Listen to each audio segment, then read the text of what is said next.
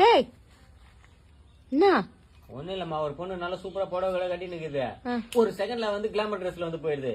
நீ பாட்டி ஸ்கை பண்ணி பாக்கலாம் பாக்குற முடிவேல நகமே பேத்துக்குச்சு. அடப்பாவி அந்த ஒரு செகண்ட் கடை எப்படி ரத்தம் வர மாதிரி பண்ணி வச்சுக்கிற. அது இருக்கட்டும், நீ என்ன பிரஸ்ல வச்ச பேஸ்ட் மாதிரி தொங்கிக்கின்னு வர மூஞ்சி என்ன போடா. என்ன இன்னைக்கு நான் வேலை செய்யறேன்லடா, அந்த ஓனர் ரூட்ல பாருல இருந்து ஒருத்தர் வந்துக்கிறாரா. அவரு நம்ம நாட்டு உணவுல சாப்பிட்டது இல்ல, அரிசி நல்லா ஃப்ரெஷ்ஷா வாஷ் பண்ணி எடுத்துனுவாங்க அப்படின்னு சொன்னாங்கடா. கொஞ்சம் நம்ம நல்ல பேர் வாங்கலாமே வாஷிங் மிஷின்ல போட்டு வாஷ் பண்ணாண்டா. அதுக்கு நான் அப்படியே கொலை குத்தமான மாதிரி அவர் திட்டாடா என்ன. அறிவு இருக்குதா இல்லையா உனக்கு? வாஷிங் மிஷின்ல போட்ட பவுடர் போட்ட கொஞ்சம் தான். ஆண்டா துணி பவுடர் போட மறந்துட்டா இருப்பாங்க.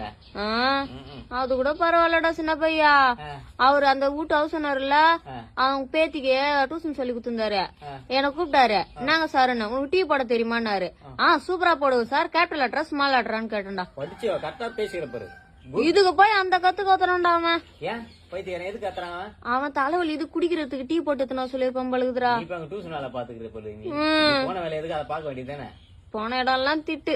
சின்ன பையா, அம்மா நீ சரியான டயர்டு, நீ போயிட்டு அம்மாக்கு போய் பூவா வாங்கிட்டு வா.